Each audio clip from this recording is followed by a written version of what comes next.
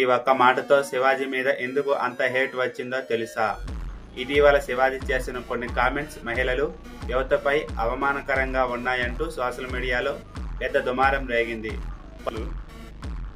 ఈ బట్టలు పెడితే వేసుకొని పోతే మనమే దరిద్రం అనిపించాల్సి వస్తమ్మా. ఏమనుకోవద్దు, హీరోయిన్లు అందరూ మీరు అనుకున్నా నాకు పోయేది లేదు, లాగి పీకుతాం మనం, అది వేరే విషయం.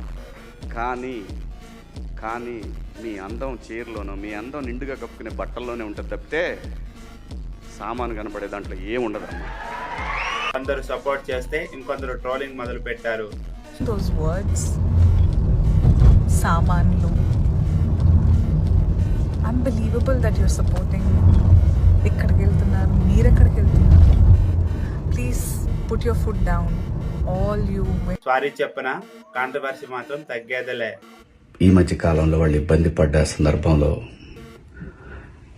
4 మంచి మాటలు చెప్పాలని చెప్తూనే 2 అన్పార్లమెంటరీ వర్డ్స్ నేను యూజ్ చేయడం జరిగింది. డెఫినెట్గా ఎవరికైనా వాళ్ళ మనోభావాలు దెబ్బతింటాయి. నేను మాట్లాడింది అమ్మాయిలందరినీ ఉద్దేశించి కాదు. హీరోయిన్స్ బయటకు వెళ్ళినప్పుడు బట్టలు జాగ్రత్తగా ఉంటే మీకు ఇబ్బంది ఉండదేమో మా అమ్మ అనే ఉద్దేశం తప్ప నేను ఎవరిని అవమానపరచాలని కాదు. బట్ ఏదైనా 2 అన్పార్లమెంటరీ వర్డ్స్ దొర్లినాయి. దానికి మై సిన్సియర్ అపాలజీస్. అండ్ మీ అభిప్రాయం ఏమిటి? కామెంట్ చేయండి.